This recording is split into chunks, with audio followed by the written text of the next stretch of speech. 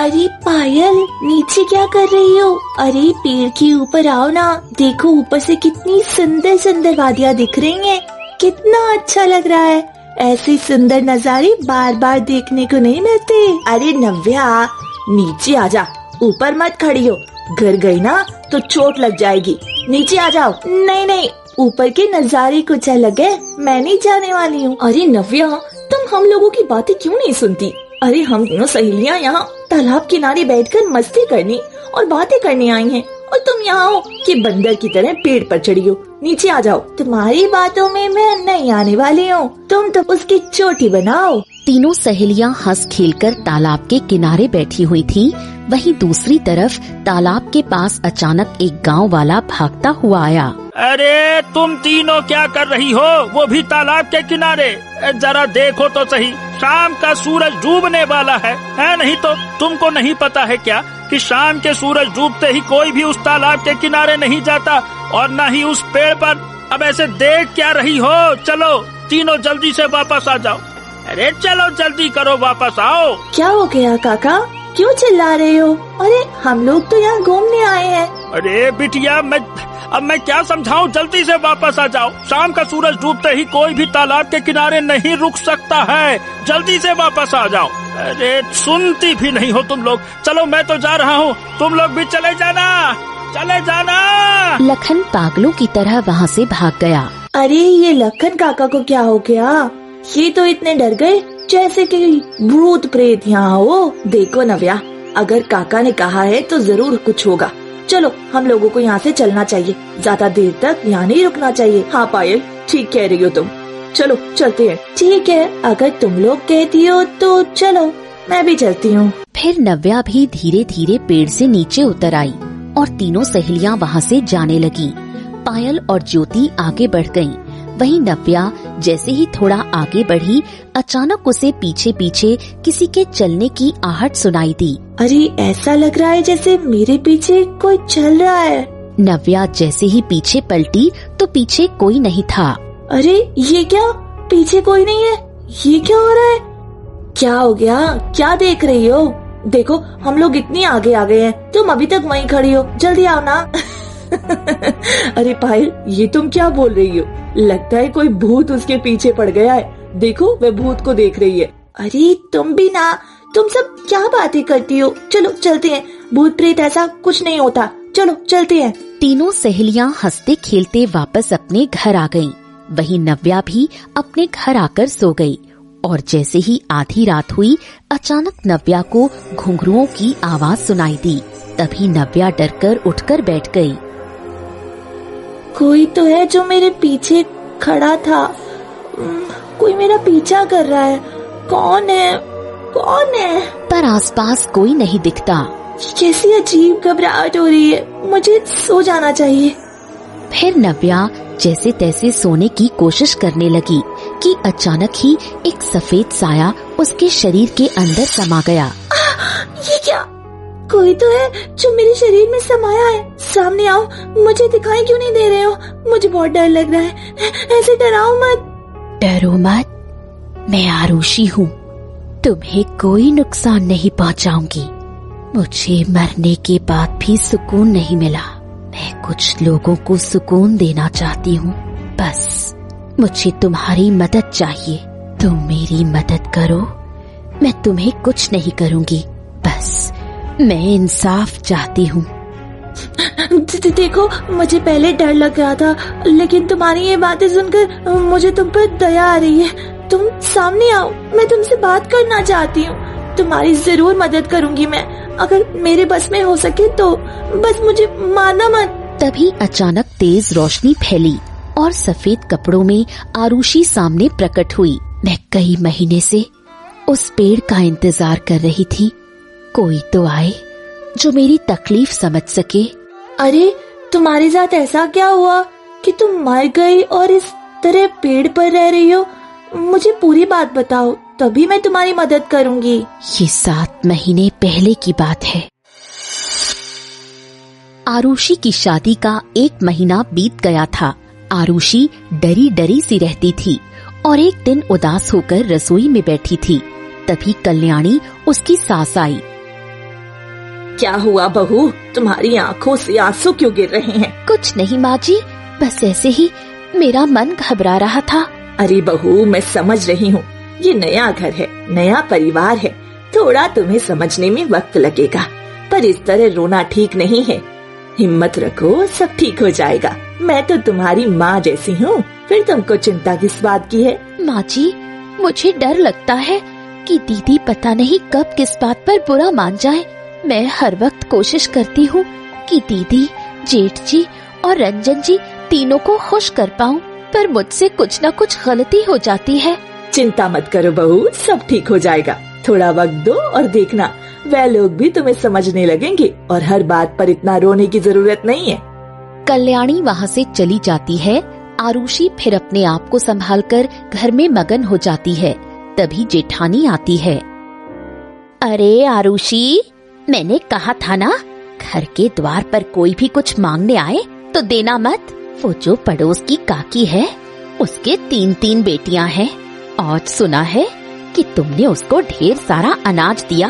तुम क्या घर को बर्बाद करने आई हो? आइंदा मैंने देखा ना कि तुमने मेरी इजाजत के बिना किसी को कुछ दिया तो अच्छा नहीं होगा। आरुषि परेशान हो गई। गरीबों की मदद करने पर भी उसे इतना कुछ सुनने को मिला, और ऐसे ही दिन बीत जाते हैं। वहीं दूसरी तरफ अलका परेशान होकर घर में बैठी हुई थी। नहीं, बस बहुत हो गया। मुझे किसी भी तरह इस गरीब घर की लड़की को इस घर से बाहर निकालना ही होगा। मैं इसे अब और बर्दाश्त नहीं कर सकती। अरे, अगर मैंने अपनी पसंद की लड़की से देवर जी की शादी कराई होती तो घर में मेरा राज चलता। उस लड़की से देवर जी की शादी कराती जिसको अपनी मुट्ठी में रख सकती। कोई बात नहीं, अभी भी देर नहीं हुई। इसकी जिंदगी इतनी खराब करूंगी कि ये घर छोड़कर भाग जाएगी। फिर अलका परेशान होकर कमरे के बाहर आती है। इतने में रंजन वहाँ आता है। देवर जी, आप बहुत थके थके लग रहे हैं। क्या हमारी देवरानी आपका अच्छे से ध्यान नहीं रखती? अब भाभी, वो तो ख्याल अच्छे से रखती है, लेकिन वो अब क्या बताऊं भाभी, न जाने क्यों वो डरी सहमी सी रहती है। आप तो पूरे दिन उसके साथ में रहती हैं, आपको तो पता होगा ना वो इतनी चुप चुप क्यों रहती है, एकदम सहमी सी। क्या बात है भाभी, कुछ बताया उसने? कहना तो नहीं चाहती, पर वो देवरानी सुंदर बहुत है, ये बात तो आपको माननी पड़ेगी। और आप उसको कुछ ज्यादा पसंद नहीं आए। बेचारी ये बात रोज कहते हुए रो देती है। उसकी आंखों में नमी रहती है हर समय। क्या बात कर रही हैं? वो ऐसा कहती है? हाँ, लेकिन आप उसे कुछ मत कहना। वो बच्ची है, इसलिए कुछ भी कह देती है। धीरे धीरे पसंद करने लगेगी। वैसे बच्ची नेक है, धीरे धीरे सब ठीक हो जाएगा। नहीं नहीं नहीं नहीं नहीं, अरे उसकी हिम्मत कैसे हुई भाभी मुझे ना पसंद करने की? एक तो इतने छोटे घर की लड़की है, हमारे घर के बहू बनना उसके लिए क्या कोई छोटी मोटी बात है क्या? फिर भी उसके नखरे देखो, 7वें आसमान पे है। आप उसे अभी कुछ मत बोलो, मुझे कुछ दिनों का वक्त और दो, मैं उसको सब समझा दूंगी। गुस्से से घर टूट जाते हैं, और एक लड़की के लिए घर टूटना मरने से भी बड़ा होता है। फिर अलका उदास होकर वहाँ से जाने लगी।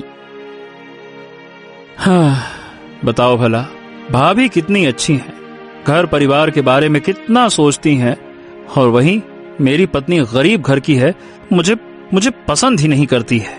हाँ। रंजन परेशान होकर कमरे में जाता है। ऐसे ही दिन प्रतिदिन बीतते हैं। अलका रंजन के कान भरती रहती है, जिससे आरुषि को दिन प्रतिदिन परेशानी झेलनी पड़ती है। एक दिन रंजन जैसे ही घर आता है, तभी अलका गुस्से में रंजन के पास आकर खड़ी हो जाती है। अरे अरे अरे, क्या बात है भाभी, आप बहुत गुस्से में दिख रही हैं, क्या हो गया? देखो रंजन, अब बस बहुत हो गया। मैं अब आरुषि को और नहीं समझा सकती। अरे मैं उसे जितना समझाती हूँ वो उल्टा जवाब देने लगी है। और ऊपर से पता है, आज हमारे मोहल्ले की एक औरत से बात कर रही थी जो हमारे घर की हर चीज में बुराई ढूंढती रहती है। मैंने आरुषि को उससे बात करने के लिए मना किया तो पता है उसने क्या कहा कि मैं भी इस घर की बहू हूँ और आप भी इस घर की बहू हो, इसलिए आप मेरे फैसले में टांग अड़ा रही हो। अलका गुस्से में चली गई। क्या उसकी इतनी हिम्मत, उसने भाभी से इस तरह से बात की? अब तो उसको इसकी सजा भुगतनी ही पड़ेगी। अब देख, मैं बताता हूँ क्या हूँ मैं। रंजन गुस्से में आग बबूला होकर घर के अंदर आया। आपको प्यास लगी होगी जी, मैं अभी आपके लिए पानी लेकर आती हूँ। प्यास? अरे मुझे नहीं लगी प्यास व्यास। और ये बताओ, तुम्हारी हिम्मत कैसे हुई भाभी से ऊंची आवाज में बात करने की? हैं? एक तो चोरी, ऊपर से सीना चोरी। ये आप क्या कह रहे हैं? नहीं, मैंने भाभी से कोई ऊंची आवाज में बात नहीं की। झूठ बोल रही हो तुम। रुक जा, अभी बताता हूँ। बहुत चर्बी चढ़ गई ना तुझको, तेरी तो। रंजन बुरी तरह से आरुषि को धक्का देता है। रंजन के ऐसे बर्ताव से आरुषि बहुत दुखी हुई। ये क्या कर रहे हैं जी? मैंने तो कुछ भी नहीं किया। भाभी जो कहती है मैं वही करती हूँ। हाँ, तो वही करना ही है। तुम्हें अपने मन से काम चलाने की जरूरत नहीं है। और वैसे भी मैंने तुम्हें यहाँ सिर्फ माँ के कहने पर घर की बहू बनाया है। बात करती हो, इसलिए मेरी भाभी के खिलाफ आवाज बिल्कुल मत उठाना। और आइंदा फिर कभी भाभी तुम्हारी शिकायत लेकर मेरे पास आई ना, तो देखना मैं तुम्हारे साथ क्या करता हूँ। रंजन गुस्से में चला गया। बस बहुत हो गया, मैंने कुछ भी नहीं किया, फिर भी भाभी मुझे इस तरह क्यों पिटवाती है? बस बहुत हो गया, मैं अब और सहन नहीं कर सकती। आज तो भाभी से मैं सवाल पूछकर ही रहूंगी कि आखिर वो मेरे साथ ऐसा क्यों कर रही है। आरुषि परेशान होकर अलका के कमरे में गई। भाभी, आप मेरे साथ ऐसा क्यों करती हो? मेरा घर बर्बाद करने में आप लगी हो। मैं तो कभी आपके पति के कान में कुछ नहीं कहती, फिर आप ऐसा क्यों करती हो? मेरे पति को क्यों हर वक्त मेरे खिलाफ ही भड़काने की कोशिश करती हो? देखो आरुषि, मैं तुम्हारे पति को नहीं भड़काती, इसलिए अपनी जुबान संभाल कर बात करो और चली जाओ मेरे कमरे से। ये आपकी ही वजह से हो रहा है। आप मेरे घर में हो, मैं आज ही जाकर मुखिया जी से शिकायत करूंगी कि आप मेरे पति के खिलाफ क्या क्या बोलती हो। मैं अब और चुप नहीं बैठ सकती। एक मामूली 2 कौड़ी की गरीब घर की लड़की मुझे चुनौती दे रही है। अरे मैं तो बड़े घर की बेटी हूँ और तुम मुझे धमका रही हो। रुक जा, अभी तुम्हारी अक्ल ठिकाने लगाती हूँ। अलका आगे बढ़ती है और आरुषि को थप्पड़ मारने की कोशिश करती है। तभी आरुषि उसका हाथ पकड़ लेती है। बस बहुत हो गया भाभी, मुझे थप्पड़ सिर्फ मेरे पति मार सकते हैं, आपको मुझे मारने का कोई अधिकार नहीं। तभी सामने से रंजन आ रहा होता है और अलका की नजर पड़ जाती है। चलो अब देखो तुम्हें मैं क्या सजा दिलाती हूँ। अलका जल्दी से आरुषि का हाथ पकड़कर अपने गाल की तरफ खींच लेती है। ये तुमने क्या किया? तुमसे गलती हो गई थी, उसी की वजह से मैंने तुम्हें समझाया, पर तुमने मुझे थप्पड़ क्यों मारा? ये क्या कह रही हो भाभी? मैंने आपको थप्पड़ कहाँ मारा? पीछे से रंजन भागता हुआ आया। अरे अरे अरे अरे, क्या हो गया भाभी? क्या हो गया? आप रो क्यों रही हैं? क्या बात है? मैं तो बस इसे समझा रही थी कि घर के बाहर ऐसे बहू का खड़ा होना ठीक नहीं। अपने पति की बातें, उसकी बुराई दूसरों से करना ठीक नहीं। और बस इतनी सी बात के लिए इसने मुझे थप्पड़ मार दिया। तुमने अपनी आँखों से देखा है ना? हाँ, मैंने अपनी आँखों से देखा। और तुम्हारी इतनी हिम्मत कैसे हुई? तुमने मेरी भाभी को थप्पड़ मारा?